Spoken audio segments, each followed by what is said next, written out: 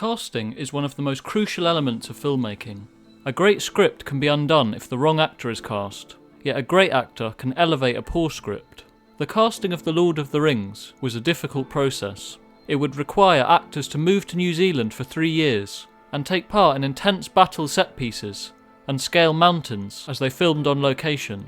Convincing actors to sign up for this 3-year commitment would be a challenge, but in the end, I think Peter Jackson got the casting right. All 9 members of the Fellowship are perfectly cast. I couldn't imagine anyone else playing them, yet there were some other actors in the run-in, some of which are surprising. The trilogy has some of my favourite characters in it, such as Theoden, played masterfully by Bernard Hill, which I've covered in its own separate video. But we could have had a very different Lord of the Rings, if things had just gone slightly differently. So in this video, I'm going to take a look at some of the casting that we nearly got for the Lord of the Rings trilogy. I'm Firelink Frontier, and welcome to the channel. On this channel I discuss films, TV shows and video games. If you'd like to support the channel, please like and subscribe. The casting of Aragorn was a difficult process. They needed an actor who could pull off the balance between the tough warrior and the quiet, humble ranger, which is difficult for an actor to play. And as you'll see, most of the potential castings are for Aragorn. The part was initially offered to Irish actor Stuart Townsend, but he was fired the day before principal photography began. At the time he was cast, he was only 27, and director Peter Jackson felt he needed someone older to play Aragorn. There were also rumours that he didn't have any chemistry with the other cast members. In the end, they went with Danish actor Viggo Mortensen, who was 41 at the time. He was also relatively unknown, and giving such a huge role to an unknown actor was a massive risk, but in the end it paid off. But at the same time, I can't help but feel bad for Stuart Townsend. Imagine getting replaced at the last minute, only for the film to go on and be one of the greatest films ever made. According to Townsend, he'd been training for 2 months, but he'd been having a rough time with it, and was almost relieved when he was let go. Well, that was until he found out he wouldn't be getting paid.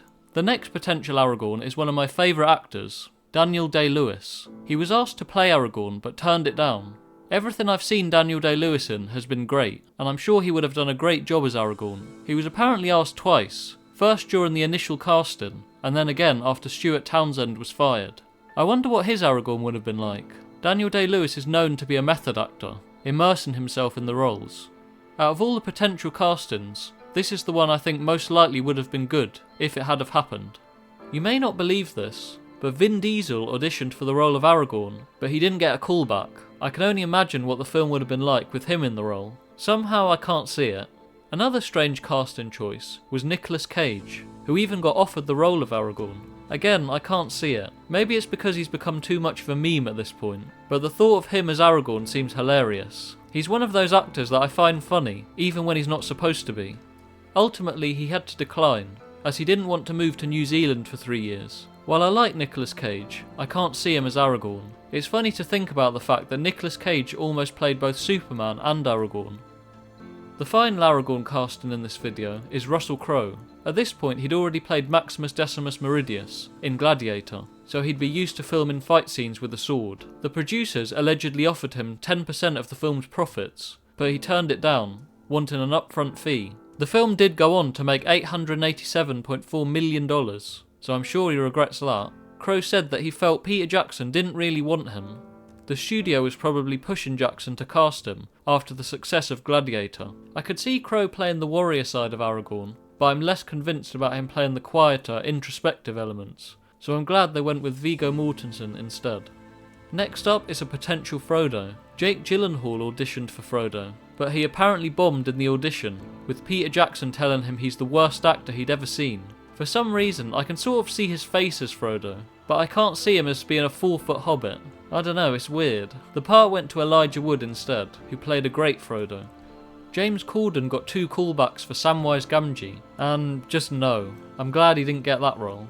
At the time, he was a relatively unknown actor too. This was before he'd starred in his breakout role in Gavin and Stacey. That programme is really popular here in the UK, but I don't really understand why. Now we come to the role of Gandalf. Deciding who would play the part of the wise wizard Gandalf would be crucial to the film's success. The character needed to be played by someone who could be both warm and kind, but also commanding and able to perform fight scenes. Both Patrick Stewart and Sean Connery were offered the role of Gandalf. Now I could see Patrick Stewart as Gandalf, but maybe that's just because he sounds a lot like his friend Ian McKellen, who eventually got the role. Connery, on the other hand, would have been a very different Gandalf, and I would have been curious to see what that would have been like, but he turned the role down, apparently not understanding the script. Warwick Davis auditioned for the role of Gimli, but Peter Jackson went with 6'1" actor John Rhys Davies to play the dwarf instead, and it worked. Peter Jackson cleverly used different camera angles and positioned John Rhys Davies further back from the cast to make him appear much smaller. I've watched a video about all the different techniques they used to make members of the cast appear different sizes, and it really is fascinating. John Rhys Davies played a great Gimli, blending humour and also some touching moments as he and Legolas become friends. For the role of Éowyn, Uma Thurman was offered the role, but had to turn it down due to family commitments. Moving to New Zealand for 3 years would have been difficult for her, as she had just had a baby, but she said that turning down the role was one of the biggest regrets of her career. The part went to Miranda Otto, who did a great job playing Éowyn, especially in Return of the King.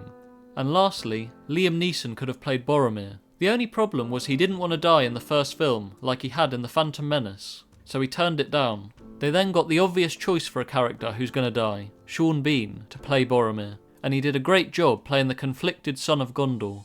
All these different casting choices show how difficult the process must be, and how casting the wrong actor can result in a very different film.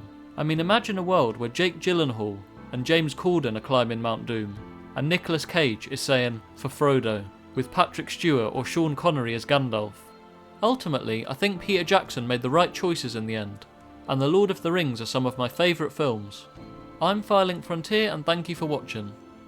If you've enjoyed this video and would like to support the channel, please like and subscribe.